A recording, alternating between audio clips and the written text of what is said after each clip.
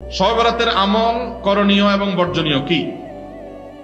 মধ্য শাবানের রাত, যেটাকে আমরা শবে বরাত বলি, এই রাতের ফজিলত সম্পর্কে একটি হাদিস পাওয়া যায় যে আল্লাহ রাব্বুল আলামিন এই রাতে বান্দাদিগের প্রতি দৃষ্টিপাত করেন এবং হিংসুক ছাড়া, মানুষের পিছনে হিংসা করে বিদ্বেষ করে এই লোক ছাড়া এবং শিরকে লিপ্ত মানুষ ছাড়া আল্লাহ তাআলা সবাইকে সাধারণ ক্ষমা ঘোষণা করেন। তো এই জন্য এই ক্ষমা পাওয়ার জন্য আমরা চেষ্টা করতে পারি এবং হিংসা এবং শিরক থেকে মুক্ত করবো, এটাই হলো আমল। এর বাইরে কোনো আমল, বিশেষ করে আমরা যখন আমাদের দেশে দেখি দলবদ্ধভাবে মসজিদে সবাই মিলে রাত্রি যাপন করে শবে বরাতে ইবাদতবন্দি করে, এরকম দলবদ্ধ কোন ইবাদত, এমনকি অনেকে মনে করে যে এত রাকাত নফল নামাজ পড়তে হবে, প্রথম রাকাতে এই সূরা এতবার পড়তে হবে, এরকম কোন কথা কোরআন হাদিসে কোথাও উল্লেখ। আপনি অন্য 10টা রাতে ইবাদতবন্দির মতো এই রাতেও চাইলে নফল নামাজ পড়তে পারেন। আবার আইয়ামে বীজের রোজা, চন্দ্র মাসের 13, 14, 15 রোজা রাখছেন, সেই হিসাবে রোজা রাখতে পারেন। শাবান মাসে রোজা রাখেন, সেই হিসাবে রোজা রাখতে পারেন। এর বাইরে এই রাতকে কেন্দ্র করে আমরা অনেকে মনে করি এ রাতে ভাগ্য ঠিক হয়। শবে বরাতে মানুষ সবচেয়ে বেশি মসজিদে যায় আমাদের দেশে, এর কারণ কি বলেন তো? অন্য কোন রাতে মানুষ এত মসজিদে যায়? আজীবন জীবনে নামাজ এক ওয়াক্তও পড়ে না ওই লোকও শবে বরাতে মসজিদে যায়।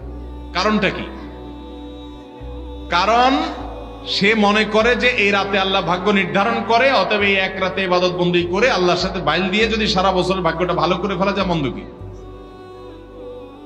এটা হলো তার ভুল ধারণা। ভাগ্য নির্ধারণ হয় লাইলাতুল কদরে, শবে বরাতে না। সূরা দুখানের 3 এবং 4 নম্বর আয়াত দেখেন, আল্লাহ বলেছেন যে রাতে কোরআন নাজিল হয়েছে, একই রাতে আল্লাহ তাআলা গুরুত্বপূর্ণ বিষয়গুলো ধার্য করেন। কোরআন নাজিল হয়েছে কোন রাতে? শবে কদরে। আল্লাহ আমাদেরকে সঠিকটা বোঝার তৌফিক দান করুন। তবে এ রাতে হচ্ছে আল্লাহ তাআলা বান্দাকে সাধারণ ক্ষমা ঘোষণা করেন। আল্লাহর সাধারণ ক্ষমা ঘোষণার জন্য আমরা চেষ্টা করতে। আমাদের সমাজে নারীরা স্বামী মারা গেলে স্বামীর দাফন কাফনের পর বাবার বাড়িতে চলে যায়, ইদ্যত পালন করে না। এটা জায়েজ আছে কিনা?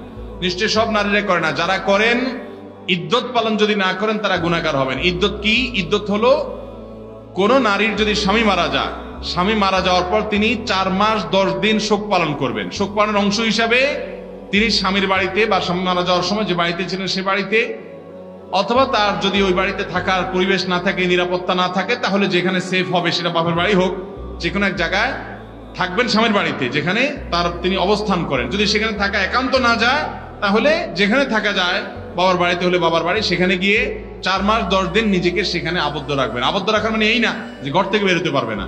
এর মানে হলো তিনি একান্ত নিরুপায় না হলে বাজারে যাবেন না, বাহিরে যাবেন না, বিয়ে শাদী অনুষ্ঠানগুলোতে যাবেন না, তিনি শোক পালন করবেন। অসুখ হলে ডাক্তারের কাছে যেতে পারেন, খুব নিরুপায় হলে বাইরে কোথাও যেতে পারেন। এছাড়া তিনি ওখানে অবস্থান করবেন, সাজগোজ করবেন না, গহনাগাটি পরবেন না।